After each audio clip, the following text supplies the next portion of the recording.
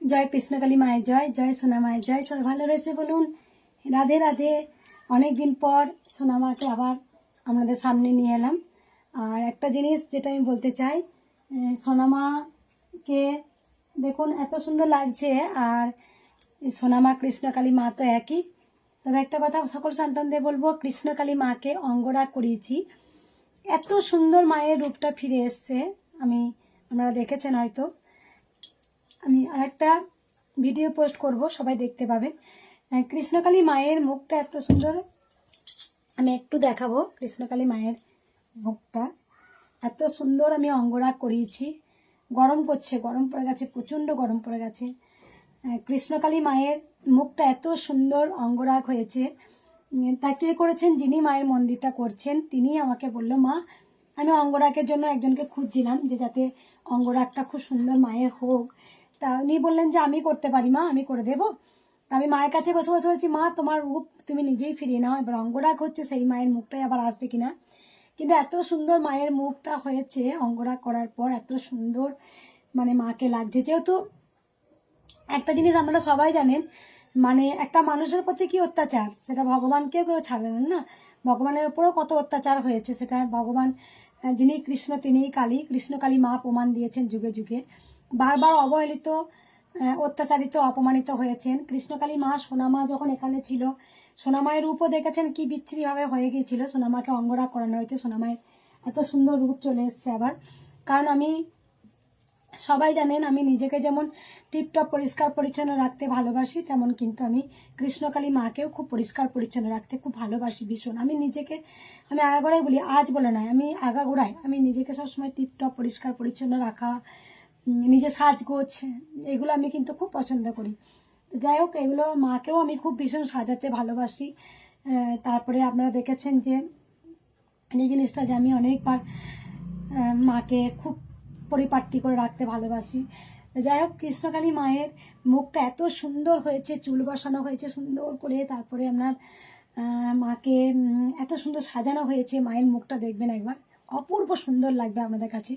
কৃষ্ণকালী মায়ের মুখটা এত সুন্দর হয়ে গেছে। মাকে বলছি, মা তোমার রূপ তুমি নিজে ফিরিয়ে নাও, তোমার রূপ তুমি নিজে ফিরিয়ে নাও। এবার অঙ্গরাগ হচ্ছে, অঙ্গরাগ হওয়ার পর মায়ের মুখটা কেমন আসবে, আমার তো টেনশন হচ্ছে। কৃষ্ণকালী মায়ের চোখগুলো তো ডাগর ডাগর, সোনামা যেমন শান্ত, কৃষ্ণকালী মা আবার খুব মানে কৃষ্ণকালী মায়ের চোখগুলো একবার দেখবেন, একবার ডাগর ডাগর চোখ। যাই হোক, আমি ভীষণ খুশি। আরেকটা কথা বলি, দেখো আমি আজকে প্রচুর তেল মেখেছি, কারণ কদিন ধরে খুব মানে ইয়ে হচ্ছিল, তেল দিয়ে চপচপ করে তেল দিয়ে আমি স্নান করেছি। তেলটা আমি কি করেছি আমি বলে দিই, তেলটা হচ্ছে কেমন করে আমি তেল মাখি, কেন আমার মাথায় এত চুল গজায়, চুল ওঠানোর পরে কিন্তু প্রচুর চুল গজায়, সেটা আপনারা সবাই জানেন। আমি একটু বলে দিই কি করি, আমি নিজেই কীভাবে আমি শরীরের প্রতি চর্চা করি সেটাও আমি বলে দিই। এক নম্বর হচ্ছে আমার যেটা হচ্ছে আমি দেখবেন খুব মানে বিউটি পার্লার যাওয়া, বা অনেক ভক্তরা দেখবেন আমাকে ক্রিম দিয়ে গেছে। আমার কথা একটু বলি, ভীষণ ভালো লাগছে আজকে ভিডিও এসে, যেটা হচ্ছে আমি একদম যে কথাগুলো বলি, যেটা আমি নিজে করি সেটা আপনারা করবেন। আমি করতে পারেন যদি ভালো লাগে। যেমন অনেকে দেখবেন খুব চুল ওঠে, প্রচণ্ড চুল ওঠে। আমার তো একবার খুব চুল উঠেছিল, জানি না কেন, হঠাৎ আমার চুল উঠছিল। তা সেই সময় আমি তারপরে তো মায়ের কাছে খুব অভিমান করেছিলাম, এখন প্রচুর চুল গজিয়েছে। আর একটা কথা বলি, আমার কপালটা অনেকটাই বড়, কিন্তু ভাগ্যটাও সেরকম বড় দিয়েছে মা। তবে কপাল বড় হোক যাই হোক, যেটা হচ্ছে কি আমার ভক্তরা যেটা ভীষণ ভালোবাসে, আমার স্মাইলটা খুব ভালোবাসেন, আমার হাসি যেটা জগৎ জোড়া হাসি। সোনামা যেমন খুব মিষ্টি করে হাসে, ঠিক এরকম কৃষ্ণকালী মা যেমন হাসে আমি সেরকম হাসি। আমি তো খুব চঞ্চল, আমি তো খুব দুষ্টু, একদম দেখতে পান যে প্রচণ্ড চঞ্চল আমি। আর আমার হাসিটা আজ বলে নয়, হাসি আমি প্রচণ্ড ভালোবাসি, হাসতে খুব ভালোবাসি, এবং আমি হাসাইও, ভক্তদের প্রচুর হাসাই। আমি যে নিজে হাসি সেটা নয়, আমি ভক্তদেরও প্রচুর প্রচুর আমি হাসাই। সেটা হচ্ছে যে একটু বলে দিই যে হাসিটা, আমার হাসি আমাকে ভক্তরা খুব ভালোবাসেন হাসিটা। যেটা বলে দিই, যেটা হচ্ছে খুব আমি স্কিনে খুব একটা বেশি বিউটি পার্লার বলুন বা তারপরে খুব এটা সেটা মুখে মাখা আমার একদম পছন্দ নয়। যেটা আমি বলে দিই, আমি বাড়িতে একদম ঘরোয়া মুখে, এমনকি আমি ফেস ওয়াশও ইউজ করি না। ভক্তরা অনেক ফেস ওয়াশ দিয়ে গেছেন, অনেক ক্রিম দিয়ে গেছেন। আমি বলে দিই একটু বেসন, একটু হালকা লেবু রস দিয়ে মুখটা একদম পুরো ধুয়ে নিই। আর তেল যেটা বলি জবা ফুলটাকে, যেহেতু জবা ফুলটা খুব ঠান্ডা, জবা ফুলটা একদম আমি পেস্ট করে নিই মিক্সিতে। সর্ষের তেলের সঙ্গে বা নারকেল তেলের সঙ্গে যেটা আপনি করতে পারেন, একদম হালকা করে একটু গরম করে নিতে, তেলটাকে একটু গরম করে নেবেন। আমি এই যে আজকে চপচপ করে তেল দিয়েছি দেখছেন, একদম আমার চুলটা কিন্তু ভীষণ কুচকুচে কালো, কিন্তু দেখবেন কেন কালো, আমি জবা ফুলটা ওই যে তেলটা দিয়ে মাঝে মাঝে আমি কিন্তু এরকম করে তেলগুলো দিই, তেলটাকে দিই। আর চুলটা একটু খুলে দেখাই, প্রচুর তেল দিয়েছে, আর আগে অনেকটা চুল কেটে দিয়েছি, আমার পিঠ ওপর চুল হয়ে গেছিলো, সেই চুলটাকে আমি পুরো কেটে দিয়েছি। দেখো তেল দিয়েছি, তেল দেওয়ার পর চুলটা একটু দেখাই, দেখো তোমরা চুলটা, এত চুলটা দেখো কেমন ঘন হয়েছে, চুলটা দেখেছো এত চুল ঘন হয়ে গেছে। আর আমি প্রচুর তেল মাথায় দিয়েছি, কারণ সব সময় শ্যাম্পু করলে চুলের তো খাদ্য তেল, তাই মাঝে মাঝে হালকা করে একটু তেল আমি দিই, তেল দিয়ে তারপরে স্নান করি। আপনারা সবাই পারলে, আমি যে বললাম জবা চুলটা আরও বড় হয়েছিল অনেকটা, চুলটা আমার আরও অনেকটাই বড় হয়েছিল, আমি কেটে দিয়েছি, এতটা মতো চুল কেটে দিয়েছিলি। মায়ের অভিমান, মায়ের সাথে আমার অভিমান হয়েছিল, সেটা জানেন, খুব বাচ্চাপনা করি তো মায়ের সাথে, এটাই হচ্ছে মায়ের সাথে বাচ্চাপনা করা আমার হাজব্যান্ডের সঙ্গে, তাই শিশুদের মতো আচরণ করি মায়ের সাথে, খুব শিশুদের মতো একদম। যেটা হচ্ছে, হ্যাঁ চুলটা যেটা বলতে গেলাম, যে জবা ফুলটাকে একদম পেস্ট করে নিয়ে নারকেল তেল বা সর্ষের তেলে দিয়ে আপনি মাখতে পারেন, মাখবেন মাঝে মাঝে, আমিও সেটা ইউজ করি। আমার আমি গায়েতেও মাখি, বেশিরভাগ আমার গা একদম চপচপ করে তেল টেল মাখা, এগুলো আমার একদম সবসময় আমি বলি, যেমন পরিপাটি হওয়া, পরিষ্কার পরিচ্ছন্ন পরিপাটি, এটা সবারই, মাও পছন্দ করেন, মাও সাজতে গুজতে খুব পছন্দ করেন, মা একদম নোংরা নোংরি পছন্দ করেন না, মা টিপটপ পরিষ্কার থাকতে পছন্দ করেন। যেমন আপনারা জানেন ছাই বাবাও খুব পরিষ্কার পরিচ্ছন্ন পছন্দ করেন। তারপরে যেমন আপনাদের পরমহংসদেব, তিনি কিন্তু খুব পরিষ্কার পরিচ্ছন্ন, হ্যাঁ উনি ধুতি, উনি ফতোয়া পরতেন, ছেঁড়া পরতেন, কিন্তু খুব পরিষ্কার পরিচ্ছন্ন পরতেন, সেটা আমারও তাই একদম। আমি ছোট থেকেই এরকম, আমি আজ বলে নয়। তা অঙ্গরাগটা, মায়ের অঙ্গরাগটা এত সুন্দর হয়েছে, যেটা হচ্ছে কি, ওখানে অঙ্গরাগ হচ্ছে, আমাকে ভিডিও কল করেছে আমার হাজবেন্ড, আমি বলে দিচ্ছি চোখটা কি করতে হবে, আমি এখান থেকে বলছি যে চোখটা কিন্তু এখানটা এরকম হয়নি, এরকম করতে হবে, আর ঠোঁটটা কিন্তু এরকম হয়নি, ঠোঁটটা এরকম করতে হবে, মায়ের ভুরুটা কিন্তু এরকম করতে হবে। যাই হোক, আমার কিছু কিছু আমার ক্রেডিট আছে ওর মধ্যে, অঙ্গরাগটার সময়। আর উনি মিস্ত্রি যিনি কাজ করেন, তিনি ভীষণ ভালো মায়ের মন্দিরটা পুরো করে তুলেছেন, আর মায়ের অঙ্গরাগ করেছেন, ভীষণ সুন্দর লাগছে মাকে দেখতে। যাই হোক, আর কিছু কথা বলি, যে কথাগুলো, যেটা সবসময় হাসবেন, জীবনে সবার জীবনে দুঃখ আছে, দুঃখটাকে সবসময় অঙ্গীকার করবেন না, দুঃখটাকে অঙ্গ করবেন না, দুঃখটাকে সরিয়ে দিন, হাসুন। আর আমি একটা কথা আগেও বলেছি, যে যদি আমার আসল উদ্দেশ্য থাকে, তাহলে আমি কিন্তু অবশ্যই গোবিন্দর আশীর্বাদ আমি পাবই। আমি যদি সঠিক পথে হাঁটি, আর আমার যদি উদ্দেশ্যটা সঠিক হয়, তাহলে গোবিন্দ সবসময় আমার সাথে থাকবেন, এটা আমার দৃঢ় বিশ্বাস। কারণ আমি একটা কথা বলি, যে আজকে সবাই জানেন যে যুদ্ধ, যে জয়, আজকে সবার, এটা আমি বলবো না কোনো সময় যে এই জয়টা আমার, এই জয়টা ভুল, এই জয়টা সকল সন্তানদের, সকল কোটি কোটি আজকে যে পৃথিবীর সন্তান কৃষ্ণকালী মায়ের, দেশ বিদেশে ছড়িয়ে গেছে জয়, কৃষ্ণকালী মায়ের জয়, এই জয়টা ওনাদেরও, ওই জয়টা ওনাদের, শুধু আমার বলবো না। হ্যাঁ আমি যুদ্ধ করেছি, আমি অবশ্যই, আমি 100% বলবো না, আমি 200% যুদ্ধ করেছিলাম, তাই আজকে এই জায়গায় মাকে বসাতে পেরেছি। প্রথম থেকে বলেছিলাম, মা তোমাকে আমি, তুমি যেমন আমার দিন দুঃখিনী গরিবের ঘরে এলে, তোমাকে কিন্তু আমি রাজরানী গড়ে তুলবো, তোমাকে রাজরানী বানিয়ে দেবো, তুমি তো রাজরানী, তুমি কিন্তু দিন দুঃখিনী ঘরে এসছো, তুমি রাজরানী হয়ে থাকবে, রাজ মন্দিরে তুমি বসবে, রাজ মন্দিরে তুমি বসবে, রাজ মন্দিরে তুমি বসবে, বারবার এই কথা বলতাম, মা তুমি ভাঙা ফুটোই তো মন্দিরে বসবে না। তা দেখো আজকে যুদ্ধ অবশ্যই 200% আমি যুদ্ধ করেছি, যে যুদ্ধে জয় হয়েছে কৃষ্ণকালী মায়ের, এই জয় শুধু যে আমার সেটা আমি বলবো না, এই যুদ্ধে জয় কিন্তু গোটা পৃথিবীর, আজকে গোটা পৃথিবীর জয় হয়েছে, গোটা বিশ্ববাসী মানুষের কাছে আজকে জয় হয়েছে, জয় কৃষ্ণকালী মায়ের জয়, এটুকু বলবো। আর এখন আগামী দিনে আরও কি যেটা মনে ইচ্ছা আছে, যেগুলো আমি অবশ্যই বলবো, কিছু কিছু যেগুলো আমার, সেগুলো জানেন, আমি আগেও বলেছি, আর বলতে চাই না। আমি কি বললাম, আমার উদ্দেশ্য যদি সঠিক থাকে, অবশ্যই গোবিন্দ আমার পাশে থাকবেন, শত ঝড়ের মধ্যেও গোবিন্দ থাকবেন। তাই যখন অর্জুন যখন যুদ্ধ করতে করতে যখন তিনি ডান্ডি নামিয়েছিলেন, তখন ভগবান শ্রীকৃষ্ণকে বলছেন, হে সারথী, হে সারথী, হে বাসুদেব, আমি কাদের সাথে যুদ্ধ করছি? যারা আমার রক্ত, তাদের সাথে আমি যুদ্ধ করছি। কাদের সাথে? তখন তিনি যুদ্ধ করতে গিয়ে দেখেন তারই আত্মীয় স্বজন দুর্যোধন, তারই ভাই ভীষ্মদেব, তারই পিতামহ, সবাই কিন্তু নিজের ছিলেন, গুরুদেবরা ছিলেন। কিন্তু ভগবান শ্রীকৃষ্ণ বলেছিলেন, যদি তুমি ন্যায়ের পথে থাকো, যদি তুমি ধর্মের পথে থাকো, তাহলে তোমাকে যুদ্ধ করতেই হবে। তাই অবশ্যই আমি আমি ভেঙে পড়িনি, আগেও আপনারা জানেন। আমি যদি সত্যি ধর্মের পথে থাকি, আমি যদি সত্যি ন্যায়ের পথে থাকি, তাহলে ভগবান শ্রীকৃষ্ণই আমাকে পথ দেখাবেন। আমি সবসময়ের জন্য আমি লড়েছি, যুদ্ধ করেছি। এই লড়াই, এই যুদ্ধ দেখাবার মতো নয় যে কি যুদ্ধ করেছি। তবে যুদ্ধ করেছি, কি যুদ্ধ করেছি একদিন হয়তো পরে সব জানতে পারবেন। আমার এই খাতা একদিন সাক্ষী হয়ে থাকবে। এই খাতাটা আমার সমস্ত কিছু, আমি আগেও বলেছি, আমার সমস্ত কিছু এর মধ্যে ডেট বাই ডেট সমস্ত কিছু লেখা আছে, প্রত্যেকটা জিনিস। যেটা আমি হয়তো থাকবো না আমার অবর্তমানে, কিন্তু এই খাতা, এই ডায়েরি আমার সাক্ষী হয়ে থাকবে। কি কি কোন ডেটে আমি কি কি মায়ের গান লিখেছি, মায়ের সঙ্গে কি অভিমান ছিল, মায়ের সাথে আমার আরও কি কি ছিল, সেগুলো সব কিন্তু ডেট বাই 12/8/2025 আমার সেদিন কি কথা ছিল মায়ের সাথে, সেগুলো আমার সব লেখা রয়েছে। আর লেখা রয়েছে যেটা হচ্ছে গিয়ে 8/8/2025 লেখা হয়েছে। এগুলো কি 4/8/2025, 6/8/2025, যেগুলো হচ্ছে গিয়ে আমি প্রত্যেকটা জিনিস আমার সমস্ত কি যুদ্ধ করেছি, কি করেছি, কোথায় কোথায় গিয়েছিলাম, কোথায় কোথায় ছুটেছি, এটা ভক্তদের কাছে আমি হাইলাইট করতে চাই না, কারণ এই খাতাটাই আমার চিরন্তন সাক্ষী। এই খাতাটাই আমার কাছে থাকবে সারা জীবনের মতো।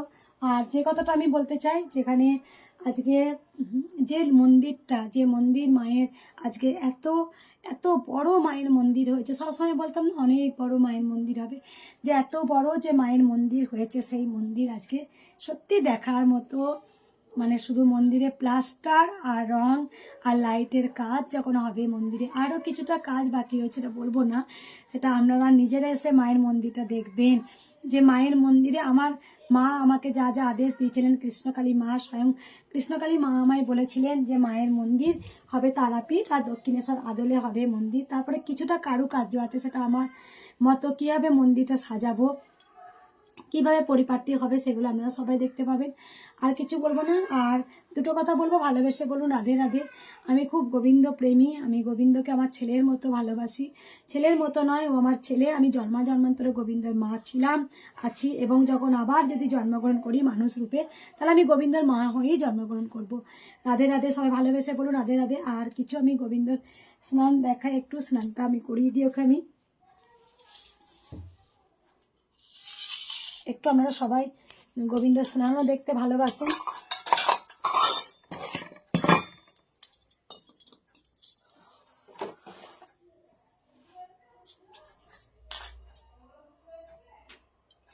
সকালে সেবা, ওর জন্য নিমকি আর জল দেওয়া হয়ে গেছে, ওর জন্য দিয়ে দেওয়া হয়েছে। আর এই যে সবাই একটু গোপুসোনাকে দেখতে পাচ্ছেন, ইনি হচ্ছে আমার আদি গপু। যেহেতু ও আমার মানে আজকে 16-18 বছর হচ্ছে গপুকে রেখেছি। যেহেতু কৃষ্ণ কালী, যিনি কৃষ্ণ তিনিই কালী। আর সোনামাকে আমি হাম্পি খেয়েছি, কারণ ওকে তো এসেই আমাকে হাম্পি সেবা করতে হবে। হাম্পি খেয়েছি ওকে আমি।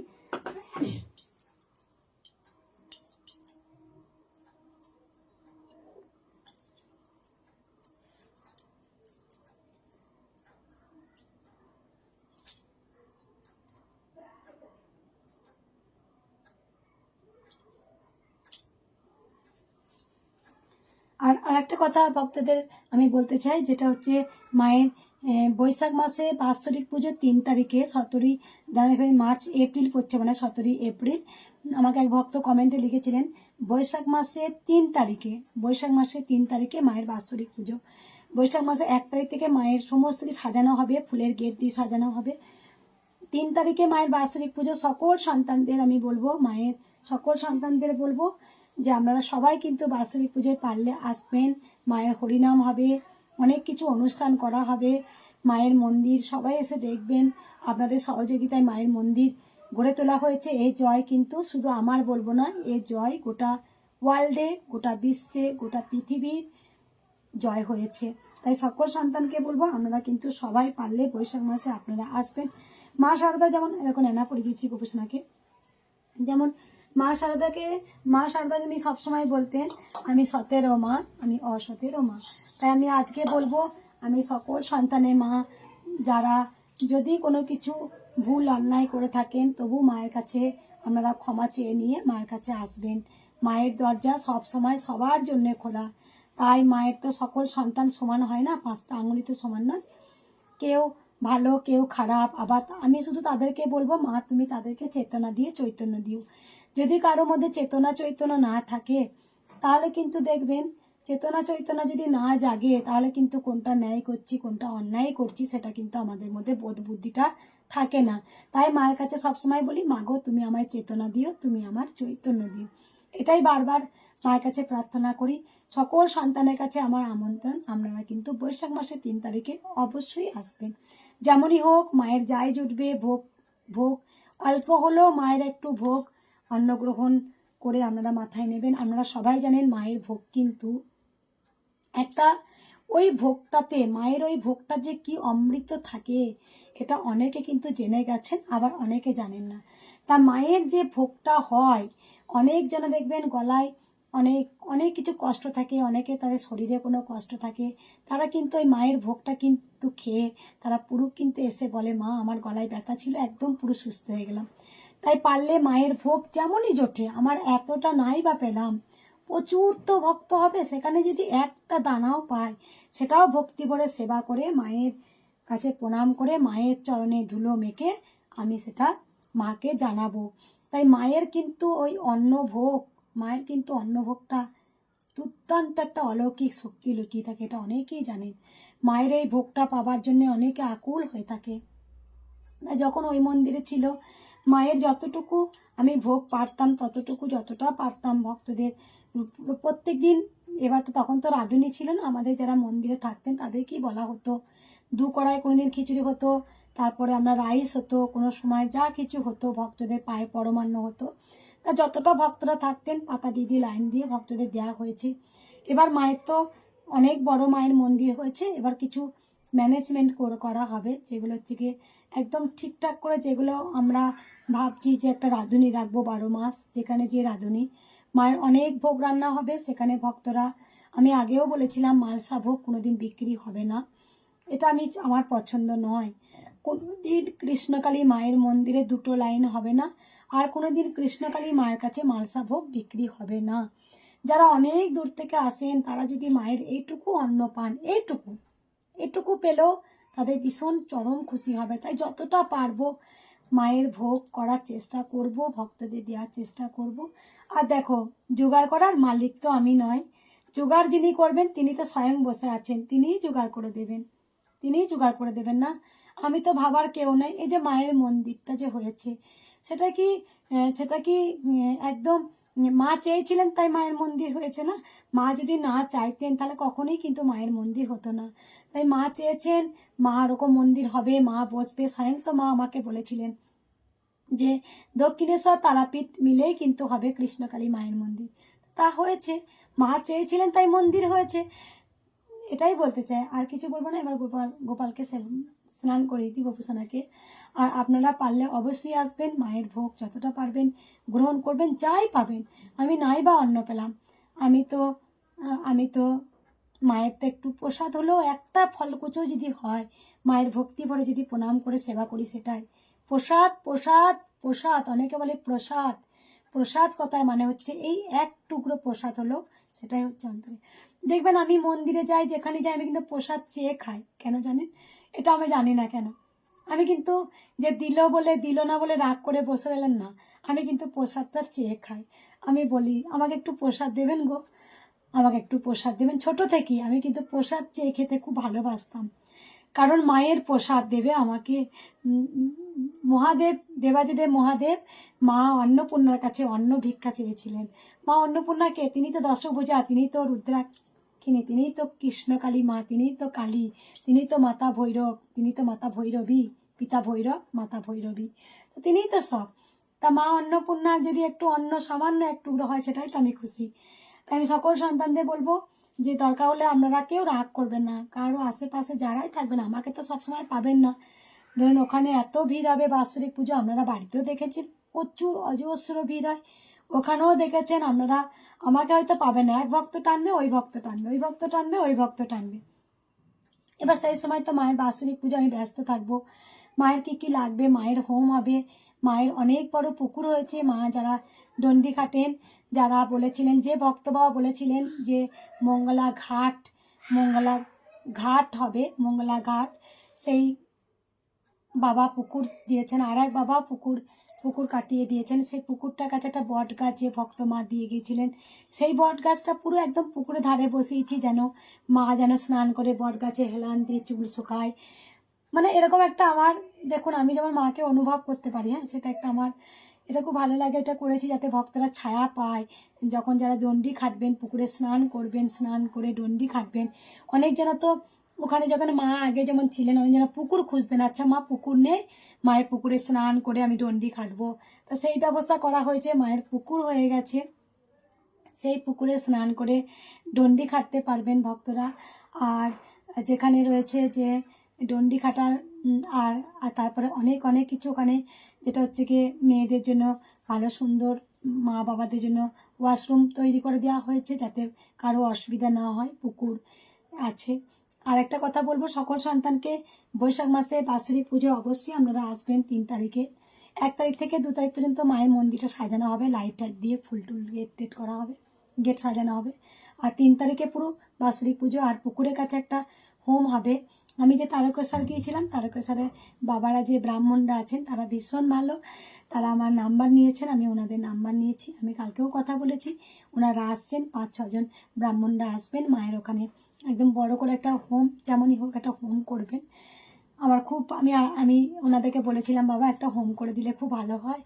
দেখুন আমি তো তন্ত্রমন্ত্র কিছু জানি না, আপনারা যখন তন্ত্রমন্ত্র দিয়ে তন্ত্র পুজো করে যখন আপনি হোম বলবেন, আমার প্রাণ ছুঁয়ে যাবে। হ্যাঁ, আমি তো তন্ত্রমন্ত্র কিছু জানি না। তা বাবারা ভীষণ খুশি, আসবেন, ওনারা গাড়ি ভাড়া করে আসবেন, তারকেশ্বর থেকে 1 বাস আসবেন, যে তারকেশ্বরে বাবা নিয়ে গেছিলেন, তারা ভীষণ আনন্দ। তাই সকল ভক্তকে বলবো আপনারাও আসবেন। কেউ রাগ অভিমান নিয়ে আসবেন না, কোনো ভিতরে ক্ষোভ রাখবেন না, রাগ রাখবেন না।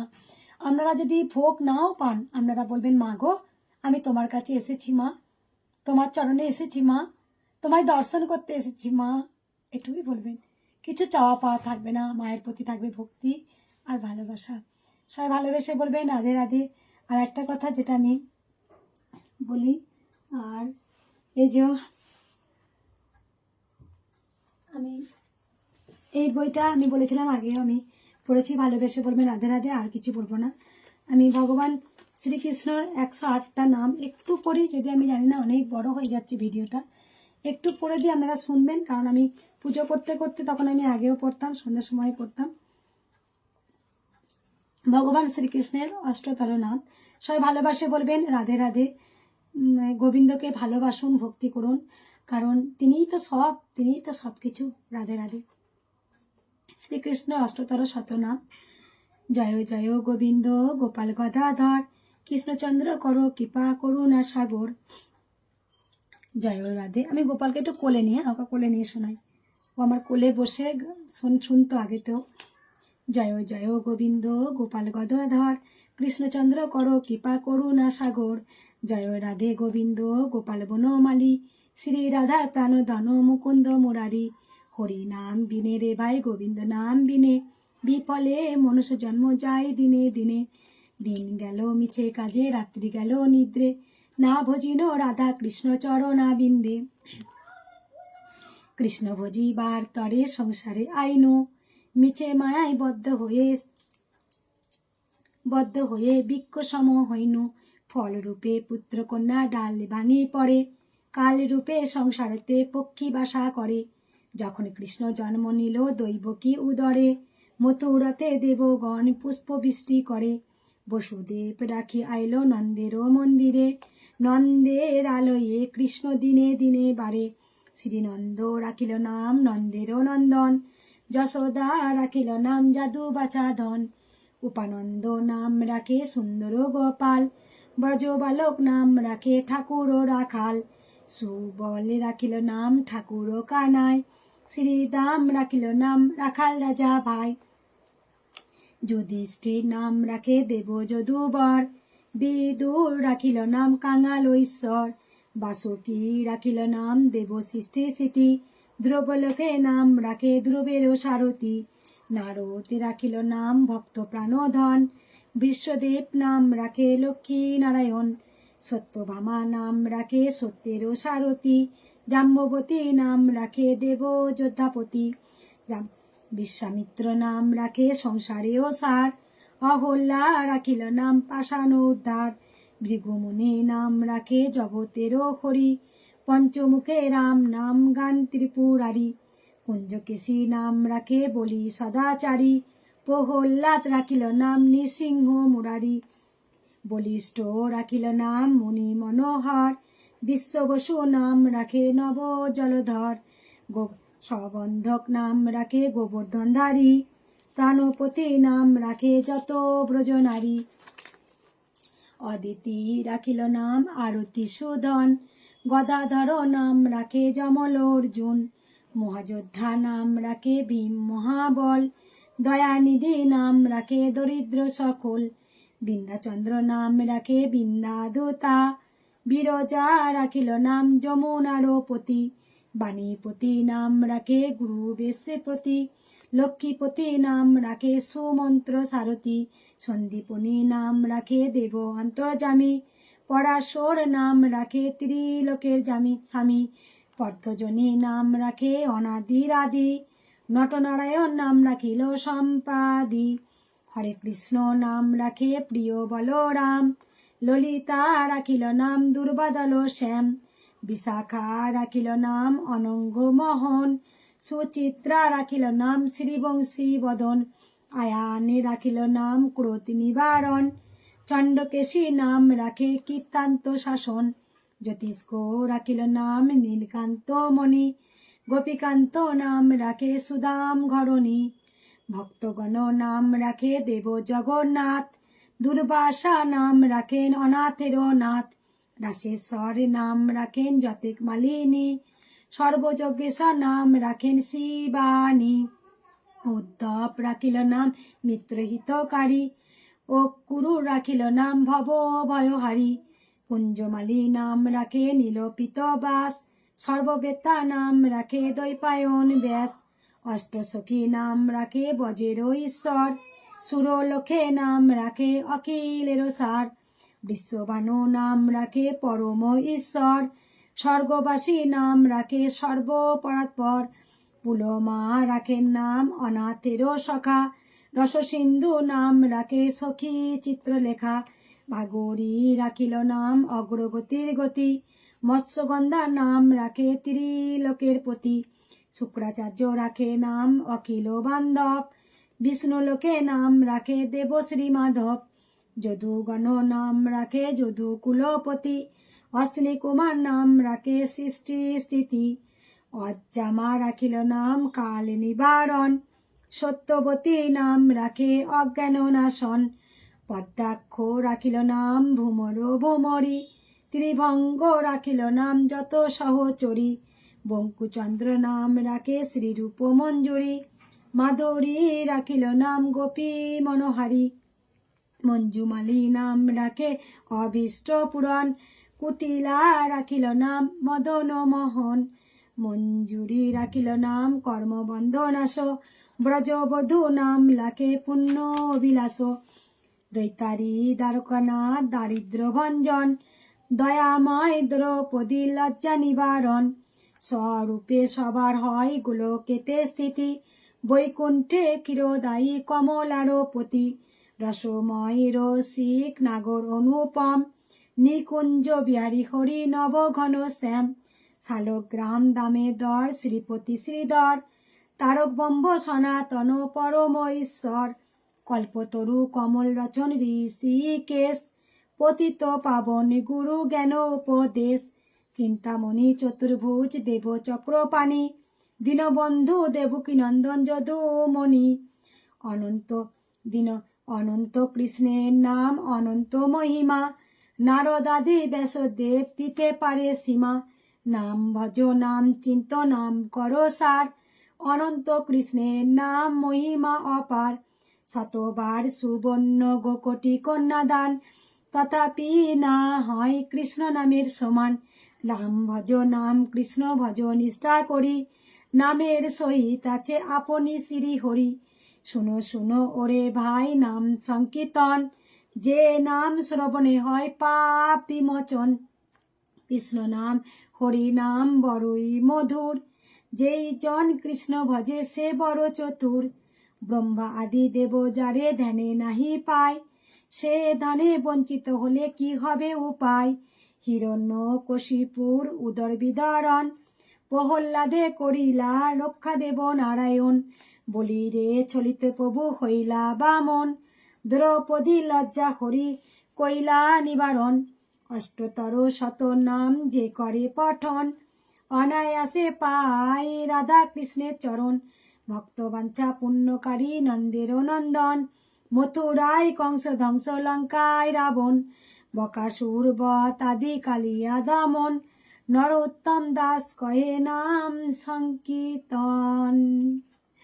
জয় কৃষ্ণ কালী মায়ের জয়, জয় কৃষ্ণ কালী মায়ের জয়। হরে কৃষ্ণ কৃষ্ণ কৃষ্ণ হরে হরে, হরে রাম রাম রাম হরে হরে। সবাই ভালোবেসে বলুন রাধে রাধে রাধে রাধে রাধে রাধে। জয় গৌর নিতাই, রাধে রাধে। সবাই ভালো থাকবেন, সুস্থ থাকবেন, হাতে কর্ম করুন, আর জয় কৃষ্ণ কালী মায়ের জয়, নাম ভজন করুন। জয় কৃষ্ণ কালী মায়ের জয়।